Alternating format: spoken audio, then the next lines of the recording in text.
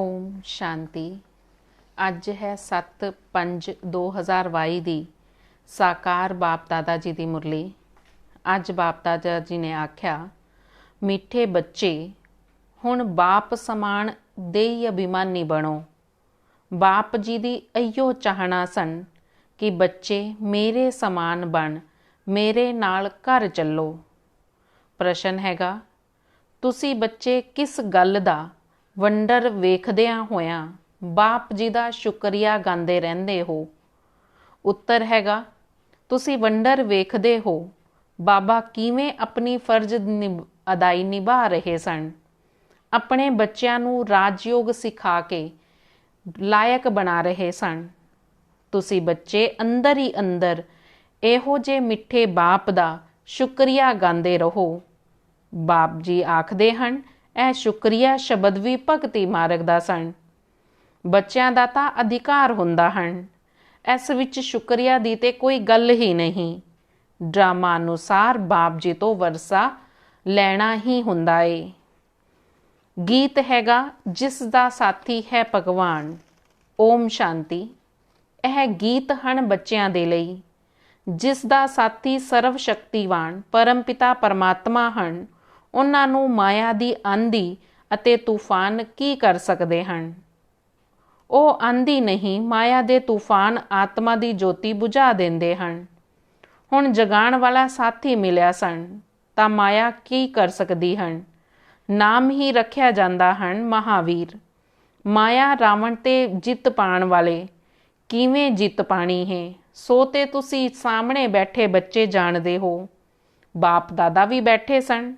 ਦਾਦਾ ਅਤੇ ਬਾਪ ਨੂੰ ਪਿਤਾ ਅਤੇ ਪਿਤਾ ਮਾਂ ਆਖਦੇ ਹਨ ਤੇ ਹੋ ਗਏ ਬਾਪ ਦਾਦਾ। ਬੱਚੇ ਜਾਣਦੇ ਹਨ ਕਿ ਰੂਹਾਨੀ ਬਾਪ ਸਾਡੇ ਸਾਹਮਣੇ ਬੈਠੇ ਸਨ। ਰੂਹਾਨੀ ਬਾਪ ਰੂਹਾਂ ਨਾਲ ਗੱਲ ਕਰਦੇ ਸਨ। ਆਤਮਾ ਹੀ ਆਰਗਨਸ ਨਾਲ ਸੁਣਦੀ ਸਨ, ਬੋਲਦੀ ਸਨ। ਤੁਹਾਨੂੰ ਬੱਚਿਆਂ ਨੂੰ ਦੇਹ ਅਭਿਮਾਨ ਹੋਣ ਦੀ ਆਦਤ ਪੈ ਗਈ ਏ।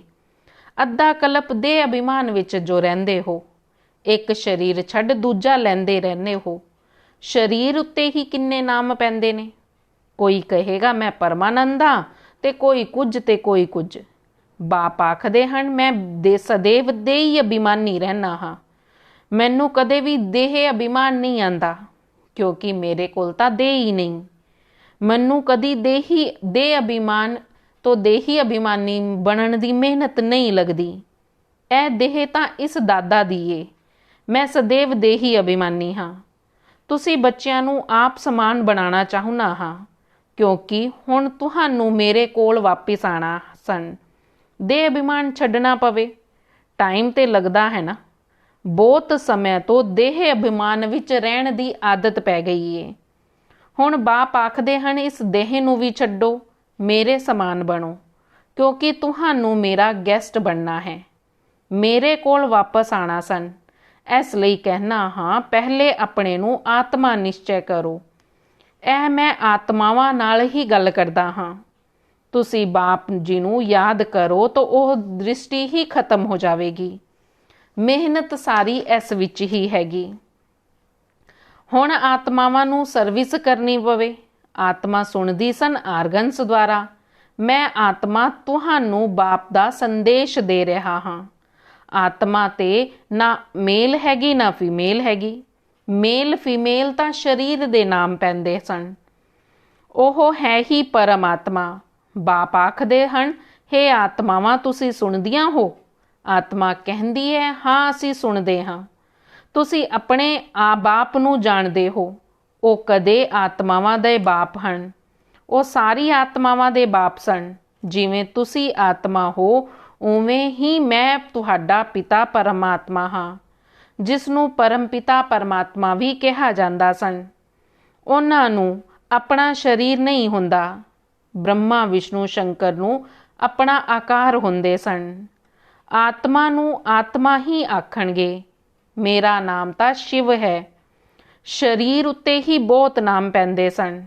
ਮੈਂ ਸਰੀਰ ਨਹੀਂ ਲੈਂਦਾ, ਇਸ ਲਈ ਮੇਰਾ ਕੋਈ ਸਰੀਰਿਕ ਨਾਮ ਨਹੀਂ। ਤੁਹਾਡੇ ਸਰੀਰ ਲੈਂਦੇ ਹੋ, ਇਸ ਲਈ ਸਰੀਰ ਦੇ ਨਾਮ ਪੈਂਦੇ ਸਨ। ਫਿਰ ਤੁਹਾਡੀ ਆਤਮਾ ਦਾ ਨਾਮ ਵੀ ਸ਼ਾਲੀਗ੍ਰਾਮ ਆਖਿਆ ਜਾਂਦਾ ਹੈ। ਤੁਸੀਂ ਆਤਮਾਵਾਂ ਨੂੰ ਆਖਦੇ ਹਨ ਕਿ ਹੇ ਆਤਮਾਵਾਂ ਤੁਸੀਂ ਸੁਣਦੀਆਂ ਹੋ। ਇਹ ਤੁਹਾਨੂੰ ਹੁਣ ਪ੍ਰੈਕਟੀਕਲ ਵਿੱਚ ਕਰਨਾ ਪਵੇਗਾ।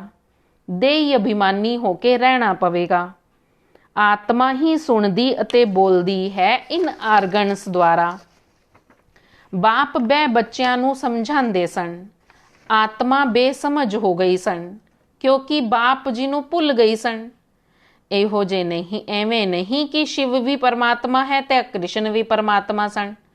ਉਹ ਤਾਂ ਕਹਿ ਦਿੰਦੇ ਹਨ ਪੱਥਰ ਠਿੱਕਰ ਸਭ ਵਿੱਚ ਪਰਮਾਤਮਾ ਸਨ। ਸਾਰੀ ਸ੍ਰਿਸ਼ਟੀ ਵਿੱਚ ਉਲਟਾ ਗਿਆਨ ਫੈਲਾ ਦਿੱਤਾ ਸਨ। ਬਹੁਤਾਂ ਨੂੰ ਤੇ ਸਮਝਾਉਂਦੇ ਵੀ ਸਨ ਕਿ ਅਸੀਂ ਭਗਵਾਨ ਬਾਪ ਦੇ ਬੱਚੇ ਸਨ, ਲੇਕਿਨ ਮੈਜੋਰਿਟੀ ਸਰਵਵਿਆਪੀ ਕਹਿਣ ਵਾਲੇ ਨਿਕਲੇ ਹਨ। ਇਸ ਦੂਬਨ ਵਿੱਚੋਂ ਸਭ ਨੂੰ ਕੱਢਣਾ ਏ। ਸਾਰੀ ਦੁਨੀਆ ਸਨ ਇੱਕ ਤਰਫ ਔਰ ਬਾਪ ਹਨ ਦੂਜੀ ਤਰਫ। ਬਾਪ ਜੀ ਦੀ ਹੀ ਮਹਿਮਾ ਗਾਈ ਜਾਂਦੀ ਸਨ। ਉਹ ਪ੍ਰਭੂ ਤੇਰੀ ਲੀਲਾ, ਉਹ ਤੇਰੀ ਮਤ, ਜਿਸ ਮਤ ਨਾਲ ਗਤੀ ਅਤੇ ਸਦਗਤੀ ਮਿਲਦੀ ਸਨ। ਸਦਗਤੀ ਦਾਤਾ ਤਾਂ ਇੱਕ ਹੀ ਸਨ। ਮਨੁੱਖ ਗਤੀ ਸਦਗਤੀ ਦੇ ਲਈ ਕਿੰਨਾ ਮੱਥਾ ਮਾਰਦੇ ਸਨ। ਇਹ ਇੱਕ ਹੀ ਸਤਿਗੁਰੂ ਸਨ ਜਿਹੜੀ ਮੁਕਤੀ ਜੀਵਨ ਮੁਕਤੀ ਦੋਵੇਂ ਦਿੰਦੇ ਸਨ। ਬਾਪ ਜੀ ਆਖਦੇ ਹਨ ਇਨ ਸਾਧੂ ਸੰਤਾਂ ਆਦਿ ਸਭ ਦੀ ਸਦਗਤੀ ਕਰਨ ਦੇ ਲਈ ਮੈਨੂੰ ਹੀ ਆਣਾ ਪੈਂਦਾ ਹੈ। ਸਭ ਦੀ ਸਦਗਤੀ ਕਰਨ ਵਾਲਾ ਇੱਕ ਮੈਂ ਹੀ ਹਾਂ। ਆਤਮਾਵਾਂ ਨਾਲ ਗੱਲ ਕਰਦੇ ਸਨ। ਮੈਂ ਤੁਹਾਡਾ ਬਾਪ ਹਾਂ ਔਰ ਕੋਈ ਇਹ ਕਹਿ ਨਾ ਸਕੇ ਕਿ ਤੁਸੀਂ ਸਾਰੀ ਆਤਮਾਵਾਂ ਮੇਰੀਆਂ ਸੰਤਾਨ ਹੋ। ਉਹ ਤੇ ਕਹਿ ਦਿੰਦੇ ਹਨ ਕਿ ਈਸ਼ਵਰ ਸਰਵਵਿਆਪੀ ਸਨ, ਤਾਂ ਫਿਰ ਐਵੇਂ ਕਦੇ ਵੀ ਨਹੀਂ ਕਹਿ ਸਕਦੇ। ਇਹ ਖੁਦ ਬਾਪ ਆਖਦੇ ਹਨ ਕਿ ਮੈਂ ਆਇਆ ਹਾਂ ਭਗਤਾਂ ਨੂੰ ਭਗਤੀ ਦਾ ਫਲ ਦੇਣ ਦੇ ਲਈ। ਗਾਇਨ ਵੀ ਹਨ ਭਗਤਾਂ ਦਾ ਰਖਵਾਲਾ ਭਗਵਾਨ ਇੱਕ ਸਨ। ਸਾਰੇ ਭਗਤ ਸਨ ਤਾਂ ਜ਼ਰੂਰ ਭਗਵਾਨ ਅਲੱਗ ਚੀਜ਼ ਹੋਣਗੇ। ਭਗਤ ਹੀ ਆ ਕੇ ਭਗਵਾਨ ਹੋਣ ਤੇ ਫਿਰ ਭਗਵਾਨ ਨੂੰ ਯਾਦ ਕਰਨ ਦੀ ਤਾਂ ਦਰਕਾਰ ਹੀ ਨਾ ਰਹੇ। ਆਤਮਾ ਪਹਿਲਾਂ ਆਂਦੀ ਏ ਤੇ ਪੁੰਨਿਆ ਆਤਮਾ ਸਤੋ ਪ੍ਰਧਾਨ ਹੁੰਦੀ ਏ। ਫਿਰ ਉਸਨੂੰ ਪਾਪ ਆਤਮਾ ਤਮੋ ਪ੍ਰਧਾਨ ਵੀ ਜ਼ਰੂਰ ਬਣਨਾ ਪੈਂਦਾ ਹੈ। ਹੁਣ ਫਿਰ ਤੁਹਾਨੂੰ ਤਮੋ ਪ੍ਰਧਾਨ ਤੋਂ ਸਤੋ ਪ੍ਰਧਾਨ ਜ਼ਰੂਰ ਬਣਨਾ ਹੈ। ਬਾਪ ਨੇ ਪੈਗਾਮ ਦਿੱਤਾ ਹੈ ਮੈਨੂੰ ਯਾਦ ਕਰੋ। ਸਾਰੀ ਰਚਨਾ ਨੂੰ ਬਾਪ ਤੋਂ ਵਰਸਾ ਮਿਲ ਰਿਹਾ ਸਨ। ਸਭ ਦਾ ਸਦਗਤੀ ਦਾਤਾ ਇੱਕ ਹੀ ਹਨ। ਸਭ ਤੇ ਦਇਆ ਕਰਨ ਵਾਲਾ ਇੱਕ ਹੀ ਹਨ, ਅਰਥਾਤ ਸਰਵ ਤੇ ਰਹਿਮ ਕਰਨ ਵਾਲੇ ਇੱਕ ਹੀ ਸਨ। ਸਤਯੁਗ ਵਿੱਚ ਕੋਈ ਦੁੱਖ ਨਹੀਂ ਹੁੰਦਾ। ਬਾਕੀ ਸਭ ਆਤਮਾਵਾਂ ਸ਼ਾਂਤੀ ਧਾਮ ਵਿੱਚ ਜਾ ਕੇ ਰਹਿੰਦੀਆਂ ਸਨ। ਤੁਸੀਂ ਬੱਚੇ ਜਾਣ ਗਏ ਹੋ ਕਿ ਹੁਣ ਕਿਆਮਤ ਦਾ ਸਮਾਂ ਹੋਇਆ ਪਿਆ ਹੈ।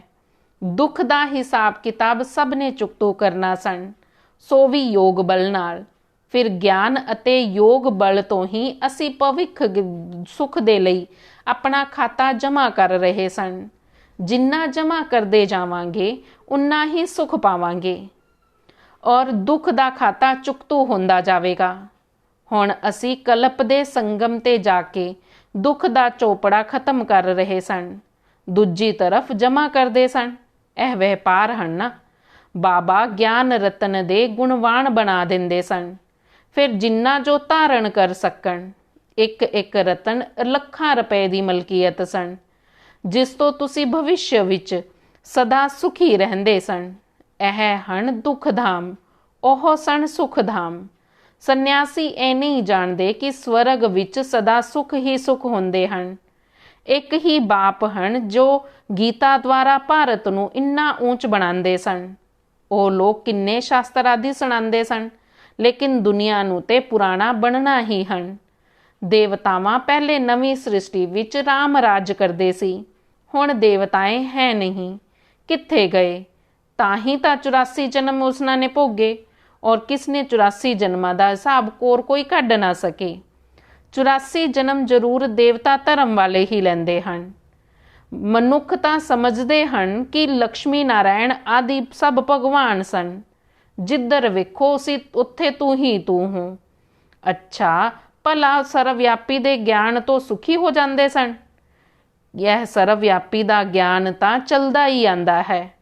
ਫਿਰ ਵੀ ਭਾਰਤ ਤਾਂ ਕੰਗਾਲ ਹੋਇਆ ਹੀ, ਨਰਕ ਬਣਿਆ ਹੀ।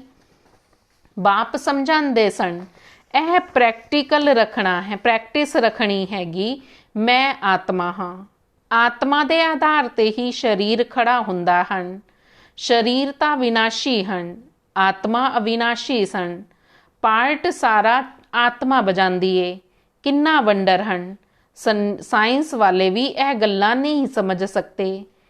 ਇਹ ਇਮਾਰਟਲ ਇਮੋਸ਼ਨਲ ਪਾਰਟ ਇੰਨੀ ਛੋਟੀ ਆਤਮਾ ਵਿੱਚ ਸਨ। ਆਤਮਾ ਵੀ ਅਵਿਨਾਸ਼ੀ ਸਨ ਤਾਂ ਪਾਰਟ ਵੀ ਅਵਿਨਾਸ਼ੀ ਸਨ। ਅੱਛਾ, ਮਿੱਠੇ ਮਿੱਠੇ ਸਿਕਿਲ ਦੇ ਬੱਚਿਆਂ ਪ੍ਰਤੀ ਮਾਤ ਪਿਤਾ ਬਾਪ ਦਾਦਾ ਜੀ ਦਾ ਯਾਦ ਪਿਆਰ ਅਤੇ ਗੁੱਡ ਮਾਰਨਿੰਗ। ਰੂਹਾਨੀ ਬਾਪ ਦੀ ਰੂਹਾਨੀ ਬੱਚਿਆਂ ਨੂੰ ਨਮਸਤੇ।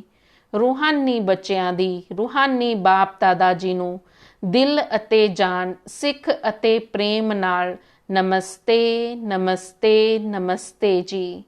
ਧਾਰਨਾ ਦੇ ਲਈ ਮੁੱਖ ਸਾਰ ਹੈ। ਕਲਪ ਦੇ ਸੰਗਮ ਤੇ ਯੋਗ ਬਲ ਨਾਲ ਦੁੱਖ ਦਾ ਚੋਪੜਾ ਚੁਕਤੂ ਕਰਨਾ ਸਨ, ਨਇਆ ਜਮਾ ਕਰਨਾ ਸਨ। ਗਿਆਨ ਰਤਨਾਂ ਨੂੰ ਧਾਰਨ ਕਰਕੇ ਗੁਣਵਾਨ ਬਣਨਾ ਸਨ। ਮੈਂ ਆਤਮਾ ਹਾਂ, ਆਤਮਾ ਭਾਈ ਨਾਲ ਗੱਲ ਕਰਦਾ ਹਾਂ। ਸਰੀਰ ਵਿਨਾਸ਼ੀ ਸਨ, ਮੈਂ ਆਪਣੇ ਭਾਈ ਆਤਮਾ ਨੂੰ ਸੰਦੇਸ਼ ਸੁਣਾ ਰਿਹਾ ਹਾਂ। ਇਹੋ ਜੀ ਪ੍ਰੈਕਟਿਸ ਕਰਨੀ ਹੈ। ਵਰਦਾਨ ਹੈਗਾ, ਸ਼ੁਭ ਭਾਵਨਾ ਅਤੇ ਸ੍ਰੇਸ਼ਟ ਭਾਵ ਦੁਆਰਾ ਸਰਵ ਦੇ ਪ੍ਰਿਯ ਬਣ ਵਿਜੈ ਮਾਲਾ ਵਿੱਚ ਪਿਰੋਣ ਵਾਲੇ ਵਿਜਈ ਭਵ। ਕੋਈ ਕਿਸੇ ਵੀ ਭਾਵ ਨਾਲ ਬੋਲੇ ਅਤੇ ਚਲੇ, ਲੇਕਿਨ ਬਾਪ ਆਪ ਜੀ ਸਦਾ ਹਰ ਇੱਕ ਦੇ ਪ੍ਰਤੀ ਸ਼ੁਭ ਭਾਵ ਸ੍ਰੇਸ਼ਟ ਭਾਵ ਧਾਰਨ ਕਰੋ। ਇਸ ਵਿੱਚ ਵਿਜਈ ਬਣੋ ਤਾਂ ਮਾਲਾ ਦੇ ਪਿਰੋਣ ਦੇ ਅਧਿਕਾਰੀ ਬਣ ਜਾਓਗੇ। ਕਿਉਂਕਿ ਸਰਵ ਦੇ ਪ੍ਰਿਯ ਬਣਨ ਦਾ ਸਾਧਨ ਅਈਓ ਸਨ ਕਿ ਸੰਬੰਧ ਸੰਪਰਕ ਵਿੱਚ ਹਰ ਇੱਕ ਦੇ ਪ੍ਰਤੀ ਸ੍ਰੇਸ਼ਟ ਭਾਵ ਧਾਰਨ ਕਰਨੇ ਸਨ। ਐਵੇਂ ਦੇ ਸ੍ਰੇਸ਼ਟ ਭਾਵ ਵਾਲਾ ਸਦਾ ਸਾਰਿਆਂ ਨੂੰ ਸੁਖ ਦੇਵੇਗਾ ਤੇ ਸੁਖ ਲਵੇਗਾ। ਸਦਾ ਅਈਓ ਸੇਵਾ ਸਦਾ ਕਰਦੇ ਰਹੋ ਤਾਂ ਸ਼ੁਭ ਭਾਵਨਾ ਮਨਸਾ ਸੇਵਾ ਦਾ ਸ੍ਰੇਸ਼ਟ ਸਾਧਨ ਬਣ ਜਾਵੇਗੀ ਤੇ ਇਹੋ ਜੀ ਸੇਵਾ ਕਰਨ ਵਾਲੇ ਵਿਜਈ ਮਾਲਾ ਦੇ ਮਣਕੇ ਵੀ ਬਣ ਜਾਂਦੇ ਸਨ। ਸਲੋਗਨ ਹੈਗਾ, ਕਰਮ ਵਿੱਚ ਯੋਗ ਦਾ ਅਨੁਭਵ ਕਰਨਾ ਹੀ ਕਰਮ ਯੋਗੀ ਬਣਨਾ ਸਨ। ਕਰਮ ਵਿੱਚ ਯੋਗ ਦਾ ਅਨੁਭਵ ਕਰਨੇ ਨੂੰ ਹੀ ਕਰਮ ਯੋਗੀ ਬਣਨਾ ਕਿਹਾ ਜਾਂਦਾ ਹੈ। ਓਮ ਸ਼ਾਂਤੀ।